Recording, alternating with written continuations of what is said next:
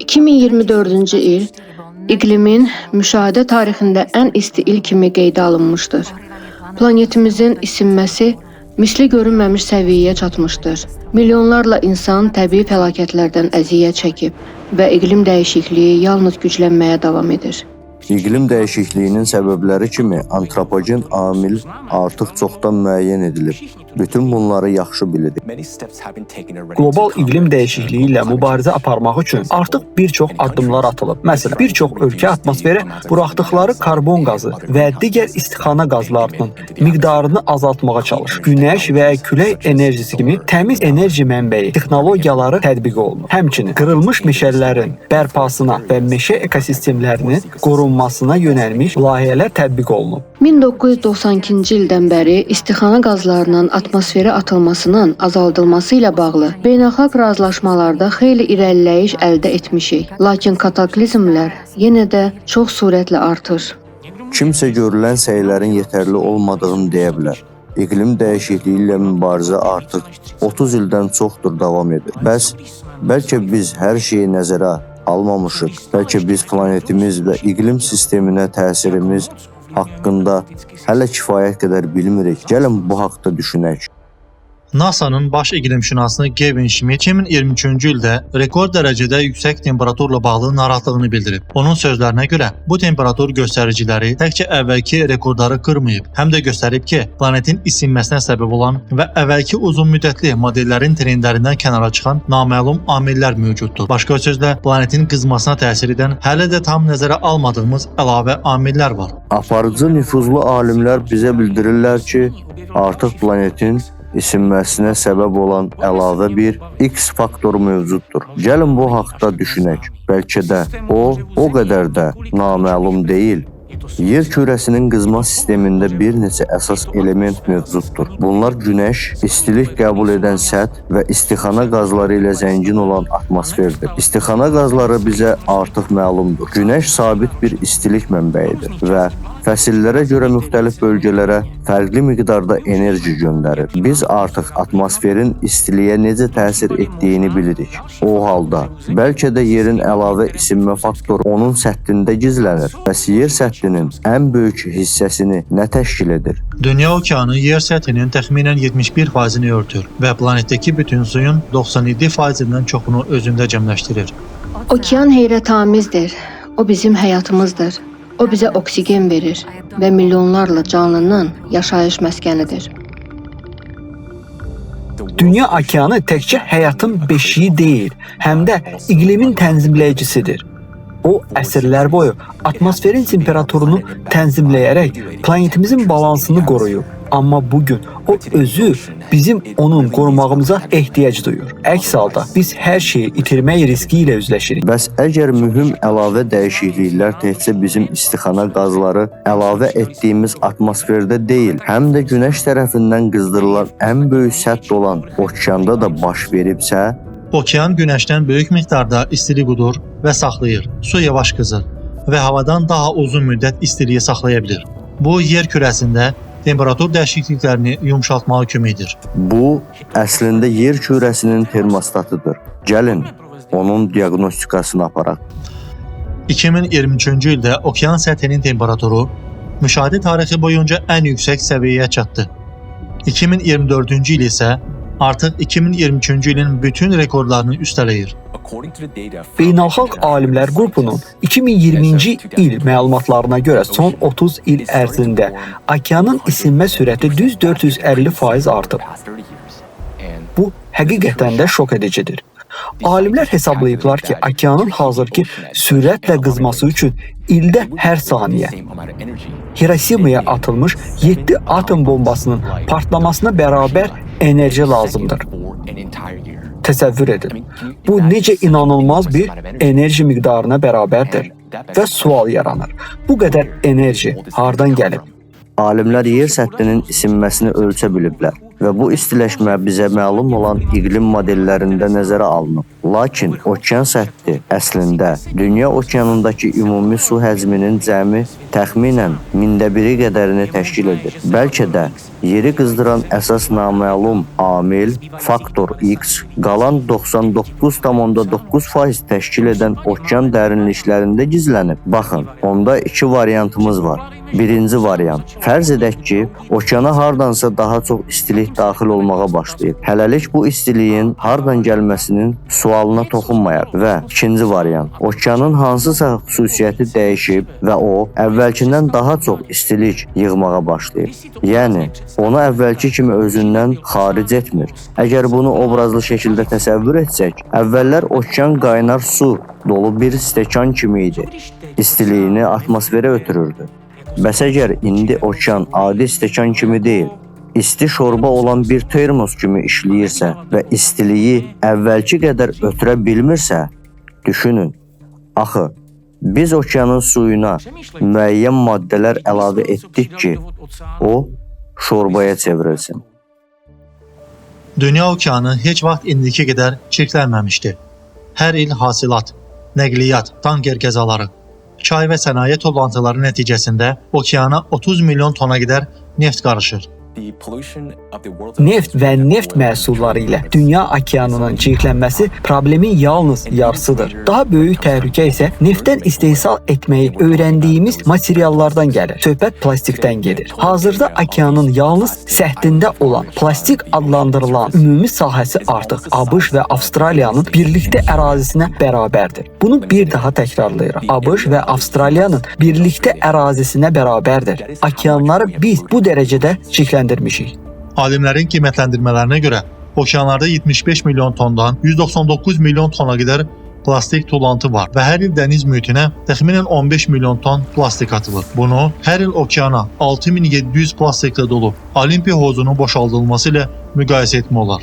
Siz ümumiyyətlə plastik okeana düşdükdən sonra onunla nə baş verdiyini bilirsiniz? Günəş işığının, duzlu suyun, dalğaların və küləyin təsiri altında iri plastik tullantılar daha kiçik hissəciklərə parçalanır. Plastik bir neçə millimetr ölçüsünə qədər parçalanarsa, biz bunu mikroplastik adlandırırıq. Bu hissəciklər adi gözlə görünə bilər. Gəlin plastiki daha xırda hissələrə parçalanmağa baxaq. Onunla nə baş verəcək? Plastik hissəciklərinin ölçüsü nanometr diapazonuna, yəni 1 mikrometrdən kiçik hissəciklərə parçalananda onlar nanoplastik adlanır. Ancaq bu hissəcikləri artıq yalnız mikroskop altında görmək mümkündür. Amma ən vacib məqam budur ki, plastik heç vaxt tamamilə parçalanmır. O, orqanik maddələr kimi bioloji parçalanmaya məruz qalmır. Başa düşürsünüz? O heç vaxt tamamilə yox olmayacaq. Heç vaxt. Nanoplastik okeandakı plastik tullantıların parçalanmasının son mərhələsidir. Bu xırda hissəciklər ilkin plastik materialın polimer quruluşunu qoruyub saxlayır,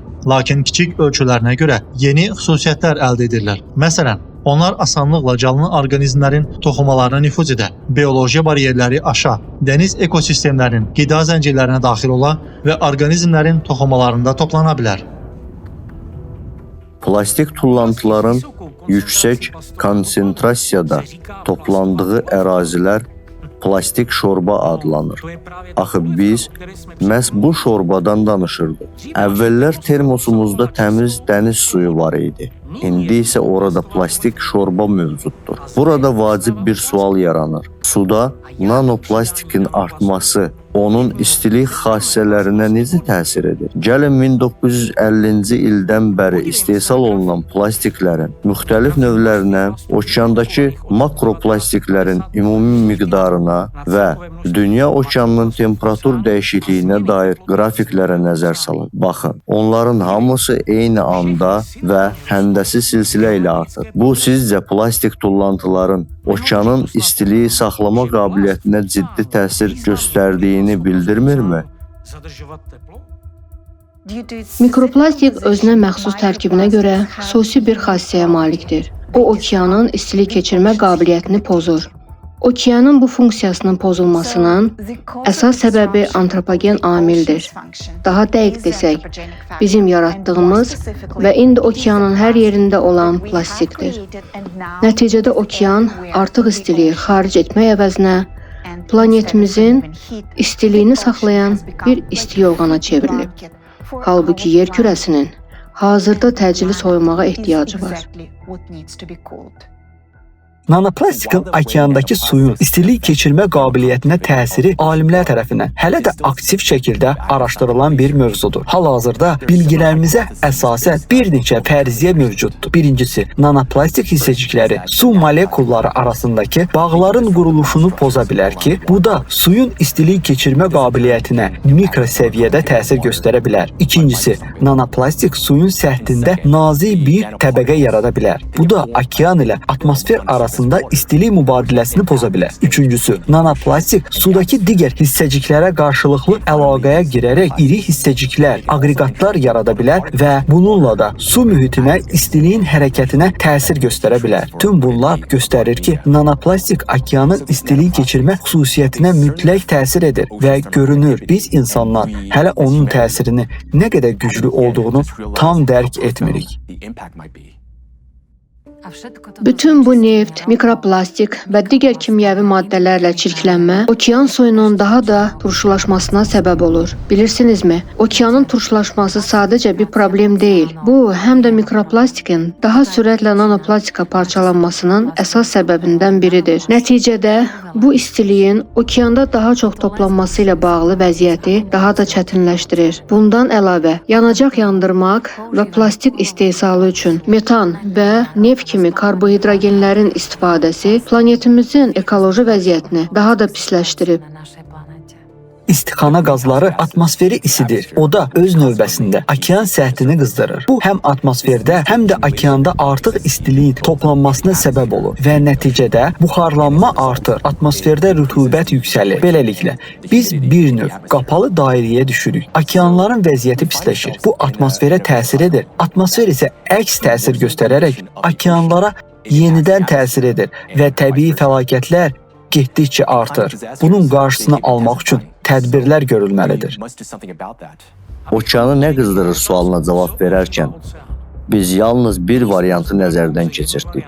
Okeanın öz xüsusiyyətlərinin dəyişməsi. Amma bir variant da mövcuddur. Bəs əgər okeana başqa yerdən daha çox istilik daxil olmağa başlayıbsa, günəşdən gələn istilik artmayıb. Atmosferin antropogen qızması nəticəsində ayrılan istiliyi isə artıq modellərimizdə nəzərə almışıq. Bəs nanoplastik okeanın istiləşməsini hər saniyə ərzində bir il boyunca Xirasimaya atılmış 7 atom bombasına bərabər enerji ayıracaq sürətlə artıra bilərmi? Axı bu plastiklərin istehsalı üçün belə miqyasda enerji sərf etməmişik. Onda necə ola bilər ki, onlar okeanın yeganə istiləşmə səbəbi olsun? Mən bu cür düşünmürəm. Axı, şorbaya vermişil əlavə etsək, o özü özünə isinməz. Gəlin termosda olan şorbaya tamam başqa bir prizmadan baxaq. Bəs əgər sadəcə bir termos deyil, əksinə, yanan sobanın üstündə dayanan bir qazandır.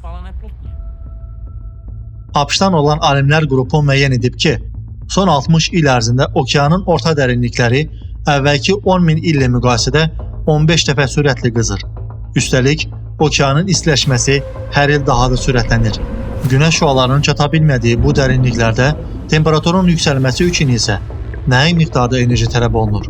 Atmosferin qızmasının nəticədə dünya okeanın istiləşməsinə səbəb olan əlavə amillərdən biri də metan emissiyasıdır. Şimal dənizlərinin dibində qaz hidratları, qlatratlar formasında böyük miqdarda metan ehtiyatları mövcuddur. Geotermal istiliyin təsiri altında bu strukturlar əriməyə başlayır və metan qaz şəklində atmosferə ayrılır. Bu cür metan emissiyaları mütəmadi olaraq baş verir və metan şleyfləri və ya mega partlayışlar adlanır. Bu xüsusilə təhlükəlidir, çünki metan istixana effekti baxımından karbondioksiddən 25 dəfə güclüdür. Yəni cəmi 1 ton metan atmosferdə 25 ton karbon qazı qədər istiləşməyə səbəb olur. 2014-cü ilin aprel ayında NOAA peykləri Arktika üzərində atmosferdə anormal metan partlayışını qeydə aldı. Geoloji məlumatlara əsasən metanın yüksək konsentrasiyaya malik olduğu sahələr mərkəzi Arktika çatları ilə üst-üstə düşür. Bu çatlar boyunca müşahidə edilən zəlzələlər maqmanın aktiv hərəkətini və istilik axınlarının püskürməsini göstərir.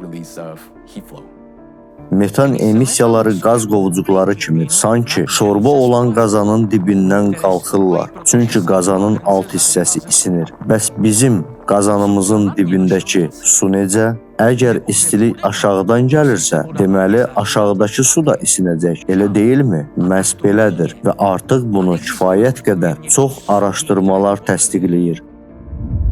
Argentina hövzəsinin 2 dərin zonasında 4500 metrdən çox dərinlikdə istiləşməyə doğru nəzərə çarpan meyllər müşahidə olunur. 2009-2019-cu illər ərzində temperatur 10 illikdə 0,2 dərəcə Selsi artmışdır. Belə bir həcmdə soyuq suyun dibdə isinməsi üçün nəhəng miqdarda enerji tələb olunur. Alimlər Qərbi Antarktida sahilləri yaxınlığında yerləşən Weddell dənizinin dərin sularında qeyri-adi istiləşmə müşahidə ediblər. Üst 700 metr su qatında demək olar ki, heç bir istiləşmə qeydə alınmasa da, daha dərin qatların temperaturu davamlı olaraq artır. Bu anomaliyanın bir neçə mümkün izahı var, lakin səbəblər hələ 100% tam müəyyən edilməyib. Baxın, şorba qazanımız içi bütün hündürlüyü boyunca, o cümlədən dibindən başlayaraq isinir. Plastik çirklənmə su sütunu boyunca qeyri-bərabər paylanır. Lakin özü əlavə istilik gətirmir. Bəs əlavə istilik dibdə necə yaranıb? Bu maraqlı sualdır, elə deyilmi? Hazırda qəbul edilən fərziyyəyə görə okeanların dərinliyində olan istilik o qədər cüzidir ki, nəzərə alınmaya bilər. Bəs əgər biz yanılırıqsa, onda necə? Axı okean dərinlikləri haqqında çox az şey bilirik. Batiskaflar və sensorlar nadir hallarda bu qədər dərinliyə inir. Okean dibindəki hidrotermal istilik barədə anlayışımız köhnə hesablamalara və ölçmələrə əsaslanır. Gəlin bu məsələni daha yaxından araşdıraq. Ola bilərmi ki, dərinliklərdə nəyisə gözdən qaçırmışıq? Elm qarşısında indiyə qədər okeanın dibində temperaturun monitoringi kimi bir vəzifə qoyulmamışdı. Okean sularının monitoringi sistemləri, məsələn Argo 3500 buyu istifadə edir. Lakin bu tam mənzərə əldə etmək üçün kifayət deyil. Çünki onlar okeanın yalnız yarı dərinliyinə qədər inir və okean səthinin cəmi 0,3%-dən məlumat toplayır. Biz sadəcə olaraq tamamilə okeanın dibində həqiqətən nə baş verdiyini bilmirik. Təsəvvür edin ki, insanlıq cəmi 3,5% okean dibini həqiqətən öyrənə bilib. Bütün zaman ərzində belə tədqiqatlar üçün cəmi 8 aparat hazırlanıb və bunun səbəbləri var. Birincisi, onların yaradılması və ekspedisiyalar çox böyük maliyyə tələb edir. İkincisi, belə böyük dərinliklərə enmək adi sualtı gəzinti deyil. Burada çox saylı texniki çətinliklər mövcuddur. Okeanın dibinin 98%-i təxminən 6000 metrdir. Məhz bu səbəblərdən hazırda kosmos okean dibindən daha çox tədqiq olunur. Bildiyiniz kimi hazırda geoloji mühitdə innovativ fərziyyələr müzakirə olunur ki, geoloji proseslər iqlim sisteminə və okeanların istiləşməsinə az təsir göstərmir. Okeanların dibində 10 milyondan çox vulkan, qırılma, hidrotermal mənbə kimi geoloji obyektlər var. Təsəvvür edin ki, bu obyektlər okeanların dibində istiləşmənin ciddi amilləri ola bilər. Bəs biz bunu necə öyrənə bilərik? Çünki bu geoloji qüvvələr uzaqlığı və kifayət qədər monitorinqin olmaması səbəbindən böyük dərəcədə gizli qalır. Lakin daha vacib sual budur. Niyə indi bu mənbələr əvvəlkindən dəfələrlə çox istilik verə bilər? Yer qabığından dəfələrlə çox istilik yüksələ bilərmi və hansı faktlar buna işarə edə bilər? Ehtimal edək ki, yer mantiyasında nədənsə, hansısa səbəblərdən böyük miqdarda əlavə istilik yaranıb. Bu istilik nə edəcək? Təbii ki, mantiyanı əridəcək. Onu ərimiş pendir kimi yumuşaq hala gətirəcək. Gəlin fikirləşək ki, bu nə ilə nəticələnə bilər? Qızmış, ərimiş maqma yuxarı qalxmağa başlayacaq. Çünki o daha az sıxlığa malik olacaq. Elə deyilmi? Bəs bu əlavə istiliyin təsirini ilk olaraq biz harda görə bilərik? ən çox vulkanik aktivliyi və güclü temperatur fərqini müşahidə etdiyimiz yerdə, elə deyilmi? Siz belə bir yer tanıyırsınız? Mən tanıyıram. Bu yer Antarktidadır. Sizi təəccübləndirdimi? Qərbi Antarktida təkcə buzla örtülmüş bir səhra deyil. Planetin ən böyük vulkanik bölgələrindən biridir. Onun buzla örtülmüş səthinin altında 140-dan çox vulkan yerləşir ki, bu da bu regionu unikal və sirlidir. Almaniya və Britaniya Antarktika xidmətinin alimləri tərəfindən aparılan son aeromaqnit tədqiqatları bu bölgədə geotermal istilik axınının xəritəsini yaratmağa imkan verdi. Onlar müəyyən ediblər ki, Thwaites buzdağının altında yerin dərinliklərindən böyük miqdarda geotermal istilik çıxan bir zona mövcuddur. Bu istilik axını buzlaqların ən sürətlə əridiyi zonalarla sıx əlaqəlidir. Bu da vulkanik aktivlik və iqlim dəyişiklikləri arasında mürəkkəb qarşılıqlı təsirə işarə verir. Qərbi Antarktidanın buzlu səthinin altında nəhəng Mary Bird maqmatik plümu gizlənir. Bu plüm təxminən 1 milyon kvadrat kilometr sahəni əhatə edir. Buradakı vulkanik fəaliyyət isti nöqtə ilə əlaqəlidir. Bu, mantiyanın dərinliklərindən qalxan və yerin qabığına çataraq çox yüksək temperaturda ərimiş maqmanın axınını təşkil edən bir sahədir. NASA-nın tədqiqatları göstərir ki, bu mantiya plümündən gələn istilik altındakı qayalar və buz qatlarını qızdırır. Bu da Yellowstone supervulkanı tərəfindən torpaqların isinməsi ilə müqayisə edilə biləcək intensivlikdədir.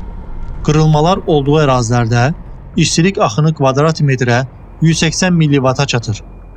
Bu isə qonşu dağ qayalarının istilik fəaliyyətini 3 dəfə üstələyir. Bu məlumatlar yeraltı vulkanizmin Antarktidanın buz örtüyünə əhəmiyyətli təsirini göstərir.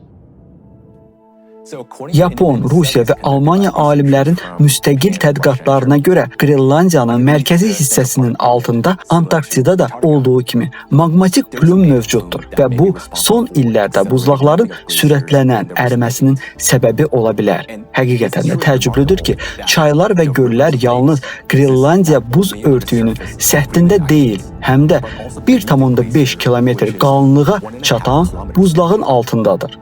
Hal-hazırda geotermal istilik və çatlarla axan ərimiş su nəticəsində yaranan 60 belə buzlaq altı göl məlumdur. Alimlər artıq belə bir nəticəyə gəliblər ki, Qrenlandiya buzlaqları həm yuxarıdan, həm də aşağıdan əriməkdədir. Onların aşağıdan əriməsi geotermal istiliyin təsiri haqqında anlayışımızı tamamilə dəyişdirir. Amerikalı alimlər Ohio ştatının universitetindən professor Ralph von Frezenin rəhbərliyi altında aparılan gravitasiya tədqiqatlarından istifadə edərək müəyyən ediblər ki, ən intensiv buz əriməsi yer qabığının ən nazik olduğu Qrenlandiyanın şimal hissəsində baş verir. Burada mantia plümu səbəbindən güclənmiş geotermal axını müşahidə olunur. Eyni nəticəyə Schmidt adına Yer Fizika İnstitutunun alimləri də gəliblər. Onlar müəyyən ediblər ki, maqma axını nüvə və mantiya sərhəddindən yuxarı qalxaraq adanın mərkəzi hissəsinin altına qədər çatır. Bu amil Qrenlandiyada buzun əriməsinin əlavə səbəblərindən biri ola bilər. Alimlər hesablayıblar ki, bu maqmatik plümdən gələn istilik axını o qədər güclüdür ki, buzu əridə bilər. Oxşar nəticələrə bir çox digər tədqiqatçılar da gəliblər.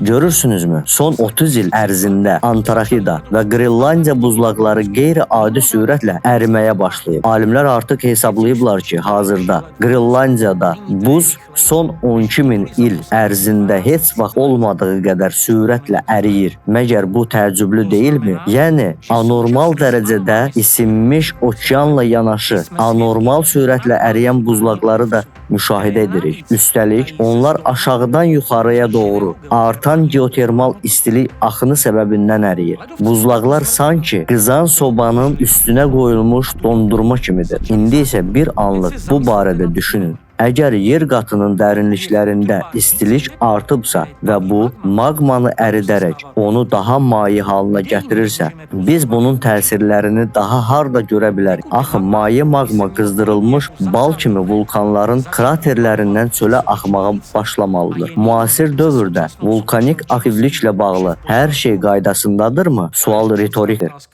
Planetimizin dərinliklərində baş verən müasir, qeyri-adi maqmatik aktivlik narahatlığı doğurur. Vulkanoloqlar müxtəlif vulkanik bölgələrdə anomaliyalar qeydə alırlar. Vulkanların püskürtdüyü lava qeyri-adi tərkibə malikdir və daha dərin mantiyadan gələn maqmaya xas xüsusiyyətlər göstərir. Son illərdə İslandiya, İtaliya, Mayot adası və Kanar adaları kimi bölgələrdə yer qabığının dərin qatlarından maqmanın sürətlə yüksəlməsi müşahidə edilir. Bu isə qlobal miqyasda vulkanik aktivliyin artığını göstərir. Vulkanoloqlar maqmanın sürətli yüksəlişindən narahatdırlar, çünki əvvəllər yüzlərlə və minlərlə il çəkən bu proseslər indi cəmi yarım il ərzində baş verir. Məsələn, 2021-ci ildə Bransfield boğazında maqmanın 10 kilometr dərinlikdən yüksəlməsi 85.000 zəlzələ ilə müşahidə olunub.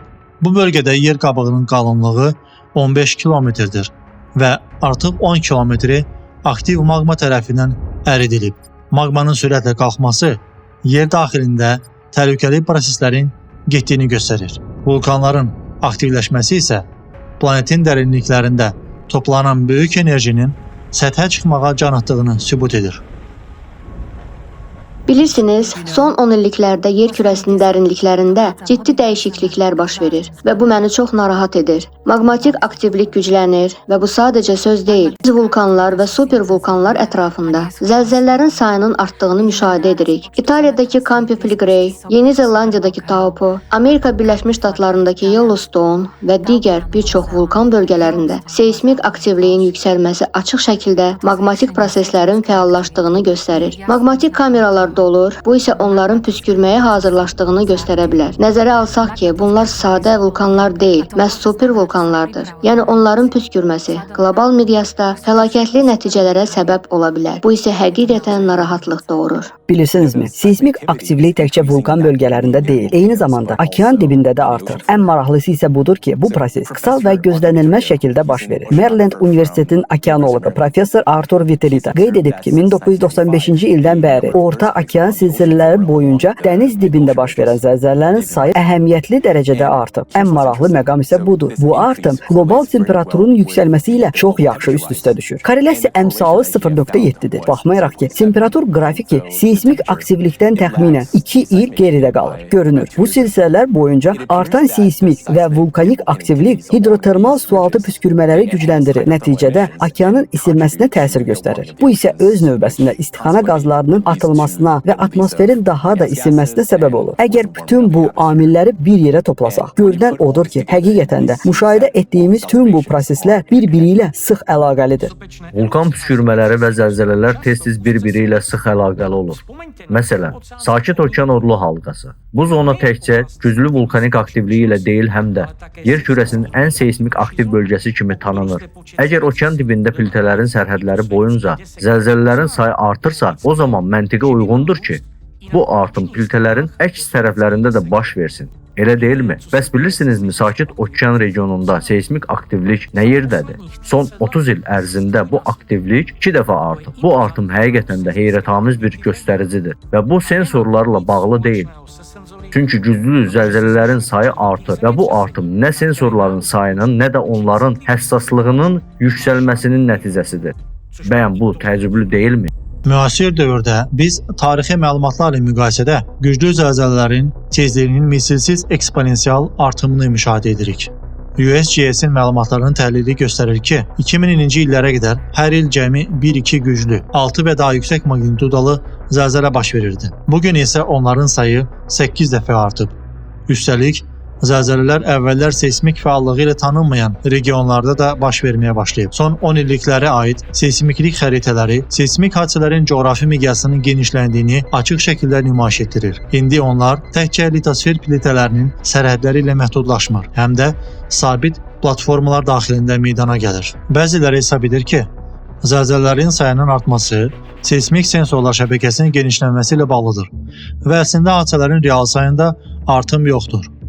Doğrudur, zaman keçdikcə seismoloji sensorların sayı və həssaslığı artmış və bu kiçik magnitudalı zəlzələlərin daha dəqiq qeydə alınmasına imkan yaratmışdır. Lakin artıq 1970-ci illərdən etibarən 4 və daha yüksək magnitudalı bütün zəlzələləri qeydə almaq üçün yetərli sayda seismik sensorlar mövcud idi. Buna görə də 1995-ci ildən bəri müşahidə olunan zəlzələlərin artımı texnologiyanın inkişafı ilə bağlı deyil, real dəyişiklikləri əks etdirir.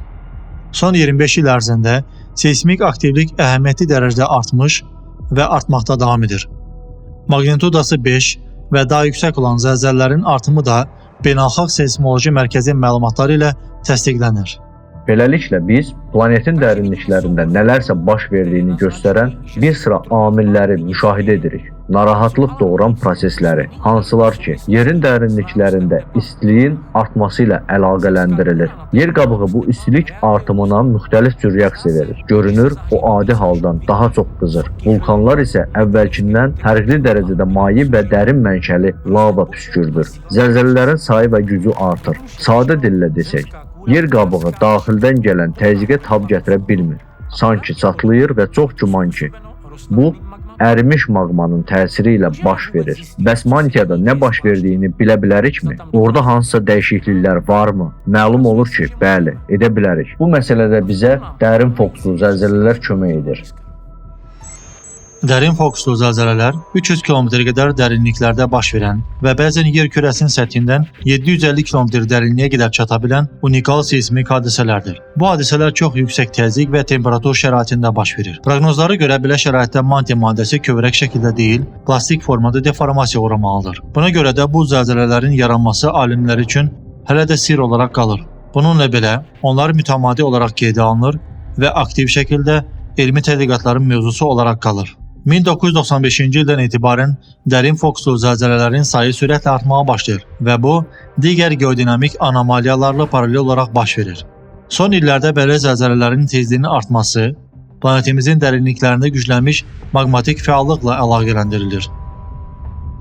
Bir hipotezaya görə dərin fokuslu zəlzələlər yer mantiyasında bir çox atom bombalarının partlaması ilə müqayisə oluna bilən güclü yeraltı partlayışlardır. Bu cür zəlzələlərin sayı və gücünün eksponensial artması planetin daxili qatlarında intensiv maqmatik fəallığın olduğunu göstərir və xüsusi narahatlıq doğurur. Çünki belə zəlzələlər yerin səthində daha dağıdıcı zəlzələlərin başlanğıcı ola bilər. Bu şübhəsiz ki, şok edicidir. Çünki görünür ki, planetin daxili qatlarında həqiqətən böyük miqdarda əlavə istilik yaranır. Bu da çox güman ki, mantiyanı intensiv şəkildə əridir və bu, dərin fokuslu zəlzələlərin sayının artmasında özünü göstərir. Bəs bu istilik haradan gəlib və nə vaxtdan daxil olmağa başlayıb? Yaxşı sualdır, elə deyilmi? Bəlkə də cavabı daha dərindən axtarmağımız lazımdır. Axı bu bizim planetimizin ən isti hissəsi, yer kürəsinin daxili nüvəsidir. Elm belə bir nəticəyə gəlib ki, yer kürəsinin bərk daxili nüvəsi ilə maye xarici nüvəsi arasındakı temperatur təxminən Günəşin səthindəki temperaturla eynidir. Təxminən 6000 Selsi, 6000 dərəcə. Təsəvvür edirsinizmi? Eyni ilə Güneşdəki kimi bir temperatur bizim planetimizin nüvəsindədir. Bəs necə olub ki, nüvə 4,5 milyard il ərzində bu qədər isti qala bilib? Yer kürəsinin nüvəsi ilə bağlı hər şey qaydasındadırmı? Biz əmin ola bilərik ki, orada heç bir dramatik dəyişiklik baş vermir. Məlum oldu ki, 1995-ci ildə məhz orada olduqca qəribə proseslər baş verib və bunları inkar etmək olmaz. 1995-ci ildə dünya üzrə elmi laboratoriyalar ilk dəfə narahat edici planetar anomaliyaları qeydə alıb. Ən nəzərə çarpan dəyişikliklərdən biri Şimal maqnit qütbünün hərəkətinin kəskin sürətlənməsi olub. Əvvəllər o ildə 10 km sürətlə hərəkət edirdisə, 1995-ci ildən sonra onun sürəti ildə 55 km qədər artıb. Üstəlik o, istiqamətini Sibirə doğru dəyişərək 1000 km qədər irəliləyib. Şimal maqnit qütbünün kəskin dəyişməsi son 10.000 ildə heç vaxt müşahidə edilməyən çox bənzərsiz bir hadisədir. Təsəvvür edirsiniz? Mövcud nəzəriyyəyə görə yerin maqnit sahəsi planetin möhkəm nüvəsi ətrafında hərəkət edən ərimiş dəmir axınları sayəsində yaranır. 2013-cü ildə Leeds Universitetindən olan alimlər mühüm bir kəşf etdilər. Yerin maqnit sahəsindəki dəyişikliklər onun xarici nüvəsindəki maye dəmir axınının sürətlənməsi ilə əlaqəlidir. Bu sürətlənmə görünür ki, 1995-ci ildən başlamışdır. və bu yerin maqnit sahəsindəki dəyişikliklər 1995-ci ildə baş verən yeganə hadisə deyil. Həmin il bir çox geodinamiki parametr də dəyişmişdir. 1995-ci ildə yerin fırlanmasında da pozulma baş verdi. Planetin fırlanma oxunun istiqaməti dəyişdi və onun hərəkət sürəti 17 dəfə artdı. Elmi tədqiqatlar 1995-ci ilin oktyabr ayını qütb sürüşməsinin dönüş nöqtəsi kimi göstərir. Eyni zamanda 1995-ci ildə yerin fırlanmasının sürətlənməsində kəskin sıçrayış baş verdi. Paris Astronomiya Rəsədxanasının məlumatlarına görə həmin illərdə günün uzunluğu bir neçə millisaniyə qısalmışdır ki, bu da yerin adi sürətindən daha sürətli fırlanmağa başladığını göstərir. Beləliklə 1995-ci ildə yerin geofizikasında eyni anda 3 ciddi dəyişiklik baş verdi. Birincisi, şimal maqnit qütbünün sürəti kəskin artdı. İkincisi, yerin fırlanma oxunun istiqaməti dəyişdi və nəhayət planet daha sürətlə fırlanmağa başladı. Bütün bu proseslər birbaşa yerin nüvəsi ilə əlaqəlidir. Maqnit sahəsi geodinamo vasitəsilə yaranır. Planetin fırlanma sürəti və oxunun istiqaməti isə daxili nüvədən asılıdır. Bu da bizdə belə bir fikir yaradı. 1995-ci ildən bəri yerin nüvəsində ciddi anormal dəyişikliklər baş verməyə başlayıb və bunlar böyük enerji xərcləri tələb edir. Nüvə görünür istiləşir və bu onun balanssızlığına səbəb olur. Çünki bu planetimizin mühərriki və ürəyidir. Bunlardan əlavə yerin maqnit sahəsi zəifləyir. Cənub Atlantik maqnit anomaliyası böyüyür və burada maqnit sahəsi artıq 30% zəifləyib. Süni peyklər bu zona üzərindən keçərkən bəzi avadanlıqları söndürürlər ki, kosmik şüalanmadan zədələnməsinlər. Bizim maqnit qalxanımız artıq dəlikli bir süzgəc kimidir. Son illər maqnit sahəsinin zəifləməsinin narahat edici nəticələrini müşahidə etməyə başlamışıq. Qırmızı qütb parıltıları əvvəllər heç vaxt olmadığı yerlərdə görünməyə başlayıb. Xüsusilə son illərdə bu daha fəal şəkildə baş verir və buna görə də maqnit fırtınaları çox təhlükəli olur. Bu da məndə böyük narahatlıq doğurur. 1995-ci ildə başlayan dəyişikliklər dayanmamışdır. Onlar artmağa davam edib. Buna görə də 1997-1998-ci illərdə yerin nüvəsində əvvəllər heç vaxt müşahidə olunmamış hadisələr baş vermişdir. Bu barədə bir çox alimlər yazmışdır və bu həqiqətən də nəhəngdir. Alimlər 1997-1998-ci illərdə yerin kütlə mərkəzinin peyk məlumatlarından istifadə edərək unikal bir hadisə, planetimizin daxili nüvəsinin sıçrayışını qeydə alıblar. Nəticədə nüvə Qərbi Antarktidadan Qərbi Sibirə, Rusiyadakı Taymır yarımadasına doğru şimal istiqamətində hərəkət edib. Eyni zamanda 4 müstəqil elmi qrup yerin müxtəlif geofiziki parametrlərində anormal dəyişiklikləri aşkar edərək bu hadisəni təsdiqləyib.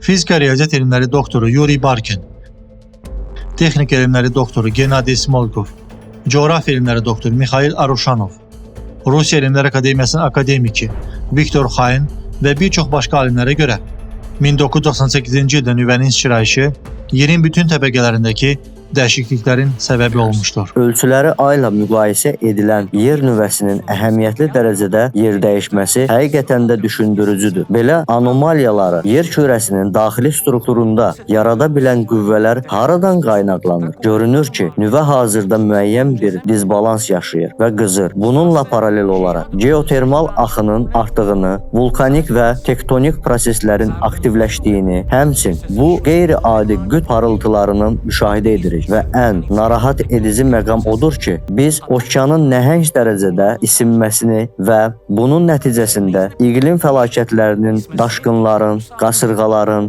artmasını izləyirik. Sizə qəribə gəlmir ki, bütün bunlar eyni anda baş verir. Bu nəhəng enerjinin mənbəyi yerin nüvəsini və mantiyasını qızdıran, insanlığın ümumi enerji potensialını milyonlarla dəfə üstələyən güc hələ də açıq sual olaraq qalır. Bu məsələyə dair astronomiya sosial-ekonomik dövrlərlə bağlı bəzi ehtimallarımız var. Lakin bu bugünkü müzakirələrimizin mövzusu deyil. Əsas məqam odur ki, təqdim olunan model son 10 illiklərdə müşahidə etdiyimiz bir çox planetar anomaliyaları izah edir. Bununla yanaşı antropogen faktorun rolunu da unutmamaq vacibdir. Okean hövzələrini dolduran plastik tullantılar səbəbindən yaranan plastik şorbanı xatırlayar. Çirklənmiş okean istiliyi lazımi səviyyədə ötürə bilmir. Nəticədə iqlim kataklizmləri proqnozlaşdırılan göstəricilərdən daha sürətlə artır. Bunun nə ilə nəticələnə biləcəyini təsəvvür etmək belə qorxuludur. Yer kürəsinin geoloji tarixində kəskin və ekstremal iqlim dəyişikliklərinə səbəb olan çoxsaylı fəlakətli təbii hadisələr baş vermişdir. Məsələn, 74 min il əvvəl baş vermiş Toba vulkanının güclü püskürməsi nəticəsində vulkanik qış başlamış və bu hadisə insan populyasiyasının sayını 10 min nəfərdən də az səviyyəyə endirmişdir. Təxminən 36 min il əvvəl maqnit sahəsinin kəskin zəifləməsi dövrü Neandertalların yox olması ilə üst-üstə düşdü. Bundan əlavə təxminən 12 min il əvvəl baş verən kəskin iqlim istiləşməsi nəticəsində mamutlar tamamilə məhv oldu. Bəs insanlıq olaraq bizdə yetərincə müdriklik və cəsarət varmı ki, belə bir taledən qaçmaq üçün nəsə edək? Bəzi alimlər hesab edirlər ki, okeanların vəziyyəti dəyişməsə, baş verəcək fəlakətlər yer üzərindəki bütün canlıları məhv edə bilər. Bizim geri dönüş nöqtəsinə çatmağımıza cəmi bir neçə il qalıb. Hazırda planetimizin dərinlikləri intensiv şəkildə qızarkən bizə təcili olaraq planetin soyumasını təmin edən sistem lazımdır. Amma bu sistem təəssüf ki, plastik şorbası ilə tıxanıb. Bunu belə təsəvvür edin. Nüvə reaktorun gücü artırılıb və ora daha çox nüvə yanacağı əlavə olunub. Amma soyutma sisteminin filtrləri tıxanıb. Soyuq su yerinə reaktor artıq qatı, yapışqan bir maye ilə soyudulur. Belə bir reaktorla nə baş verəcəyini təsəvvür edə bilirsinizmi? Bəs bizim planetar soyutma sistemimizi, okeanları mikro və nanoplastikdən təmizləmək üçün şansımız varmı? Cavab bəli. Problemin açarı okeanın soyutma funksiyasını bərpa etməkdir. Təsəvvür edin, atmosferdən rütubəti çəkən texnologiyalar tətbiq edilir və bu proses nəticəsində okeanları daha çox su buxarlandırmağa stimullaşdırılır. Amma bu artıq rütubət bizim ehtiyaclarımız üçün istifadə olunduğundan daşqınların artmasına səbəb olmayacaq. Ən maraqlı tərəfi isə budur ki, bu proses zamanı okeandan nanoplastik hissəciklər də ayrılmağa başlayacaq və biz bu zərərli maddələri emal etmək üçün toplaya biləcəyik. Bu texnologiya əslində planet miqyasında fəaliyyət göstərən hava təmizləyicisi kimidir. Bəli, çox iddialı səslənsə də məhz belədir. Bu texnologiyanın adı atmosfer suyu generatorlarıdır. Yəni atmosferdən su çəkən qurğular. Cihazın iş prinsipi belədir. Ona daxil olan hava əvvəlcə filtrasiyadan keçir. Havada olan nəmdən su kondensasiya olunur. Beləliklə, cihazın çıxartdığı yeganə mikroskopik plastik hissəciyindən daha kiçik olan H2O molekuludur. Filtrasiya hər şeyi təmizləyir və sonra istehlakçıya və bu suyu istifadə edən insanlara çatmazdan əvvəl su yenidən böyük bir gümüş əlavə edilmiş kömür filtrasiyası bölməsindən keçir. Bu proses təkcə bakteriyaların böyüməsinin qarşısını almır, həm də suda olan bütün lazımsız maddələri aradan qaldırır. Bu heyrətamiz bir prosesdir. Atmosfer su generatorları suyu filtrasiya edərək bütün çirklərdən təmizləyir. Əgər onlar geniş miqyasda istifadə olunsa, planetin su dövranında bir növ süni filtr rolunu oynaya bilər. Bir neçə il ərzində onların aktiv istifadəsi nəticəsində okean və atmosfer xeyli təmizlənəcək. Okean yenidən istiliyi atmosferə ötürməyə başlayacaq. Oradan isə istilik kosmosa yayılacaq. Bu proses qlobal kataklizmlərin dağıdıcı təsirlərini yumşaltmağa, həmçinin okean və atmosferin təmizlənməsinə kömək edə bilər. Bu ətraf mühitə müəyyən bir təsir göstərəcək. Müsbət təsir.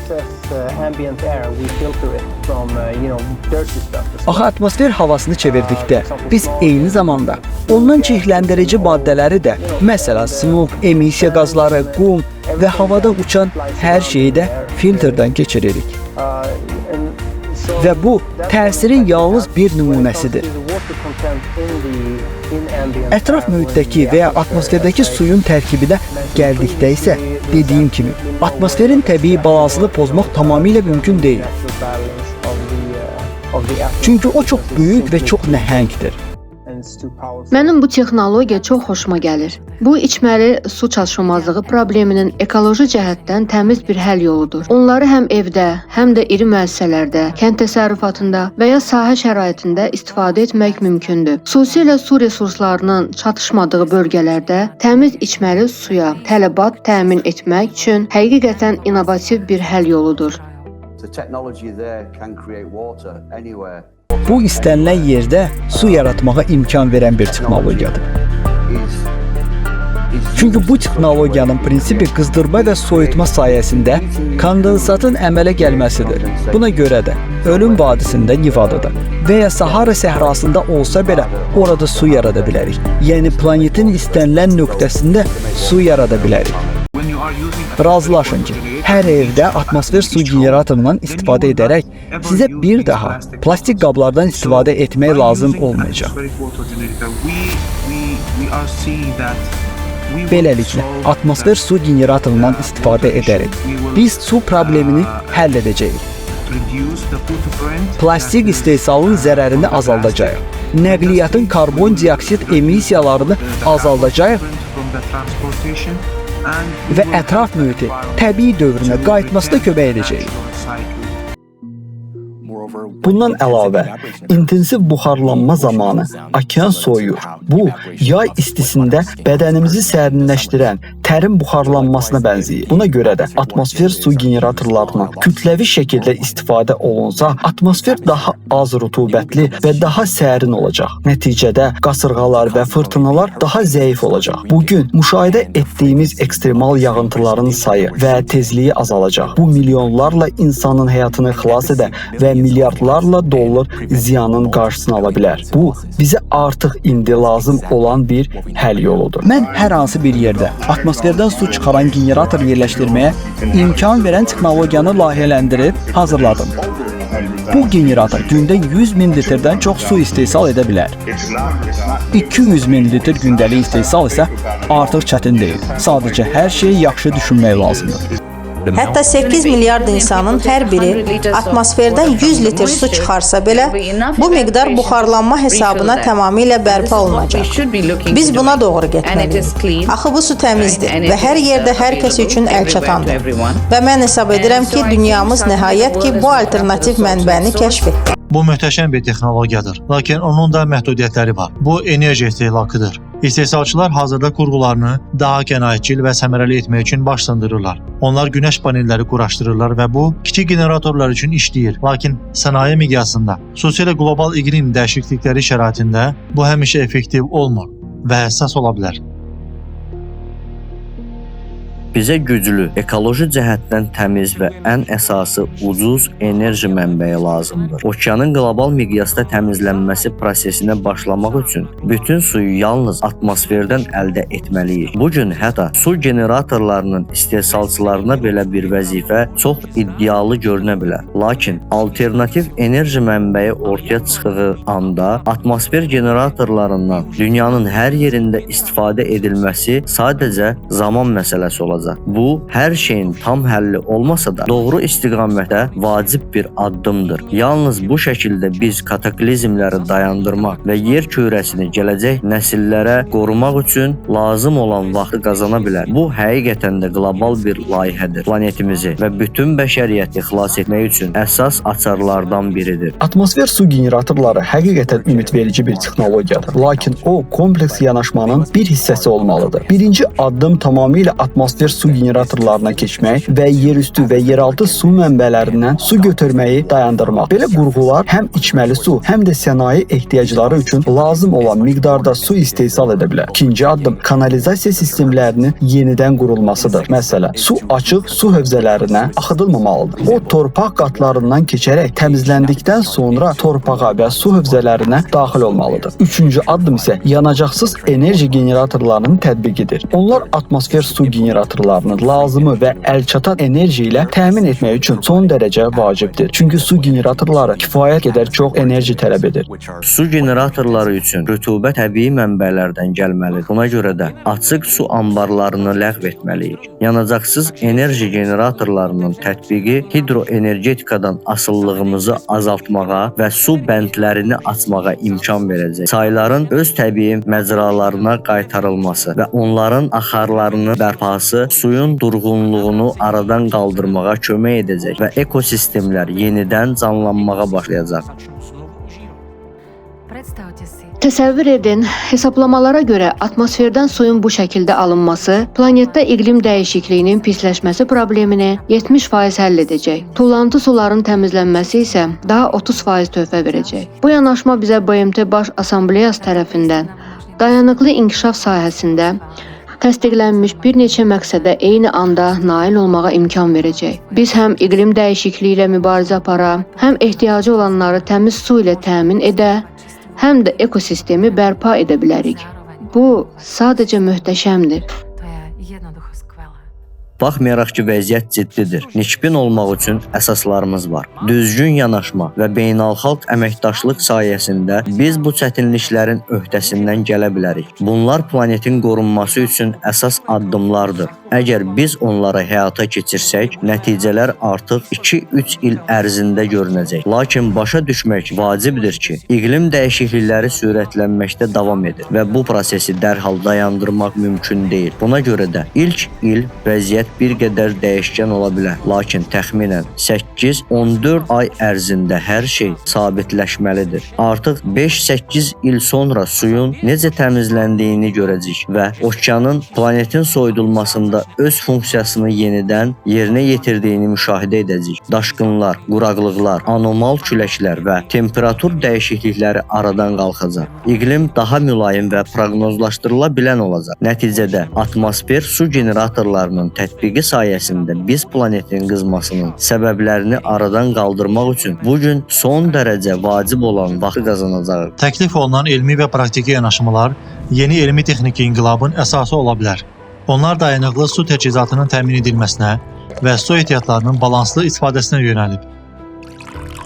Lakin ən vacibi odur ki, bu tədbirlər planetimizin iqlim sisteminə mənfi təsiri azaltmağa qadirdir. Onların ekoloji vəziyyəti ciddi şəkildə dəyişdirmək və yeri iqlim çağırışlarına qarşı daha dayanıqlı etmək üçün böyük potensialı var. Beynəlxalq əməkdaşlıq bu məsələdə həlledici rol oynayacaq. Bu qlobal problemi həll etmək üçün alimlərin, siyasətçilərin, biznesin və ictimaiyyətin səylərini birləşdirmək vacibdir. Səylərimizi və resurslarımızı birləşdirərək biz kompleks tədbirlər hazırlayıb həyata keçirə bilərik. Ayrı-ayrılıqda işləmək və bir-birimizə zərər verməyə cəhd etmək əvəzinə birlikdə hərəkət etməliyik. Çünki bu qlobal problemdir. Bugün əsas problemlərimizdən biri odur ki, biz daha çox mənfəət naminə hərəkət edirik. İnsanlığın rifahını isə arxa plana atırıq. Bütün bəşəriyyətin rifahı naminə bu yanaşmanı dəyişdirmək üçün əlimizdən gələni etməliyik. Əgər biz dünya üzrə alimlər üçün açıq əməkdaşlıq şəraiti yarada bilsək, onlar artıq mövcud olan bilik və təcrübələrə əsaslanaraq kataklizmlərin artımının qarşısını ala biləcəklər. Planetimizin gələcəyi bugün qəbul etdiyimiz qərarlardan asılıdır. Okeanları mikro və nanoplastikdən təmizləmək və iqlim dəyişikliyinin nəticələrini yumuşaltmaq üçün birlikdə hərəkət etməliyik. Biz vəziyyəti dəyişə bilərik. Lazımi texnologiyalar artıq mövcuddur. Bizə yalnız hərəkət etmək iradəsi və qlobal əməkdaşlıq lazımdır. Yalnız səylərimizi birləşdirərək okeanın çirklənməsini dayandıra və yer kürəsindəki iqlimin vəziyyətini dəyişə bilərik. Gələcək bizim əlimizdədir. Gəlin birlikdə okeanı qoruyaq və övladlarımız üçün dayanıqlı bir gələcək yaradaq.